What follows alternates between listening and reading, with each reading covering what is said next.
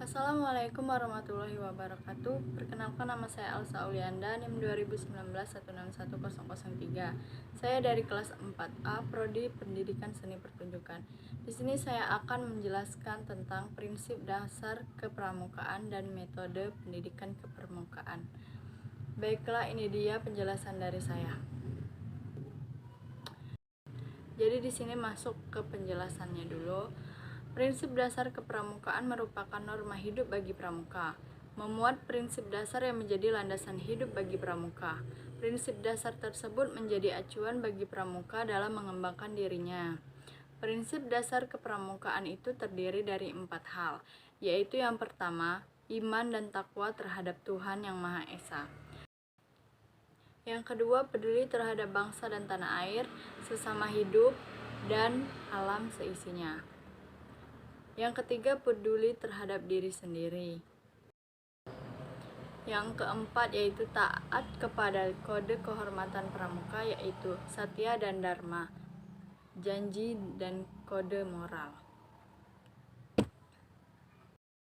Jadi dapat disimpulkan dari poin-poin prinsip dasar di atas bahwasannya kita harus mentaati perintah Tuhan Yang Maha Esa dan beribadah sesuai tata cara agamanya masing-masing, serta harus menjalankan segala perintahnya dan menjauhi larangannya.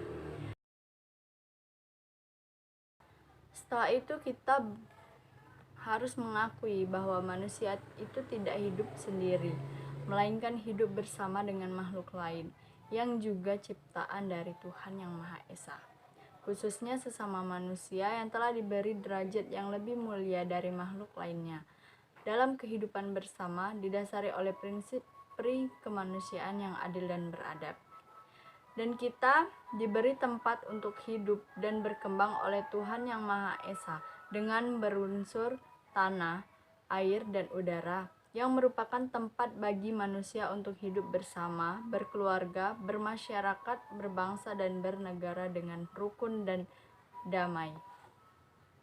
Dan kita harus memiliki kewajiban untuk menjaga dan melestarikan lingkungan sosial serta memperkokoh persatuan, menerima Kebhinneka Tunggal Ika dalam Negara Kesatuan Republik Indonesia. Baiklah, kita masuk ke dalam materi metode kepramukaan. Metode kepramukaan merupakan pedoman untuk anggota pramuka melaksanakan pembinaan di lingkungan pramuka, baik di tingkat satuan, gugus depan, dan tingkat yang lebih tinggi. Metode ini disusun dari berbagai bagian yang merupakan satu kesatuan yang saling berkaitan, yaitu antara lain pengalaman kode kehormatan pramuka, belajar sambil melakukan, sistem berkelompok, kegiatan yang menantang dan meningkat serta mengandung pendidikan yang sesuai dengan perkembangan rohani dan jasmani peserta didik, kegiatan di alam terbuka, sistem tanda kecakapan, sistem satuan terpisah untuk satu putra dan satu putri, serta kisaran dasar. Di sini saya akan menjelaskan satu persatu. Yang pertama yaitu pengalaman kode kehormatan pramuka. Kode kehormatan itu digunakan sebagai dasar dari seluruh aktivitas dari anggota pramuka. Yang kedua yaitu belajar sambil melakukan. Jadi pendidikan dalam gerakan pramuka itu merupakan proses dari rekaman pengalaman saat melakukan kegiatan. Kepramukaan bukanlah satu textbook yang harus dihafalkan, namun merupakan kegiatan perencanaan melakukan evaluasi. Jadi perencanaan, setelah itu melakukan, setelah itu mengevaluasi, merupakan satu rangkaian dari kegiatan pramuka tersebut. Feedback untuk menggali pengalaman dan hal-hal yang menjadi pelajaran dalam seluruh rangkaian kegiatan memegang peranan penting dalam suatu kegiatan kepramukaan tersebut. Yang selanjutnya yaitu sistem kelompok. Jadi sistem berkelompok dalam gerakan pramuka ini merupakan wadah berlatih anggota untuk bisa bersinergi dengan orang lain atau berkomunikasi, bekerja sama, berlatih untuk memimpin dan dipimpin. Satuan dalam gerakan pramuka dikelompokkan sesuai dengan perkembangan jiwa dalam satuan-satuan untuk memastikan pengembangan diri mereka sesuai dengan lingkungan tempat mereka hidup. Yang selanjutnya ada kegiatan yang menantang dan meningkat serta mengandung pendidikan yang sesuai dengan perkembangan rohani dan jasmani peserta didik. Kegiatan ini menantang tidak selalu mengandung resiko yang cukup besar bagi peserta didiknya.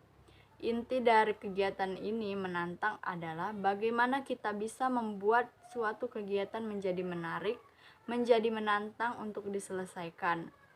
Setiap kegiatan kepramukaan harus dieksplorasi nilai pendidikannya yang terkandung di dalamnya, karena pramuka merupakan organisasi pendidikan.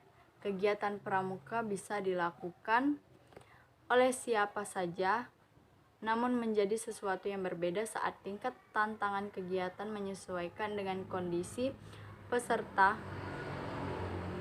atau sering disebut kondisi mentalnya, fisiknya, finansial, dan kesehatannya. Yang selanjutnya yaitu ada kegiatan di alam terbuka. Berkegiatan di alam terbuka ini membuat seseorang menjadi ekspresif dan bebas. Dari sini akan timbul kreativitas dalam menyelesaikan persoalan yang ada. Berada di alam terbuka akan membuat seseorang atau peserta didik menjadi lebih kuat dan menghargai lingkungan di mana dia tinggal, dimanapun dia tinggal. Dia akan bertanya, jadi akan menjadi pertanyaan, apakah alam terbuka berarti harus di hutan? Ya, belum tentu.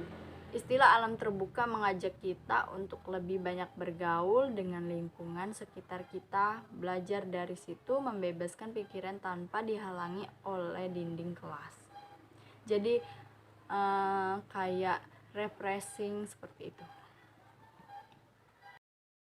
Yang selanjutnya ada sistem tanda kecakapan. Pramuka diberi penghargaan bagi mereka yang telah mencapai tingkat atau skill tertentu dengan memberikan budget yang membuktikan bahwa si pemakai mempunyai kualitas sesuai dengan yang tertera pada budget.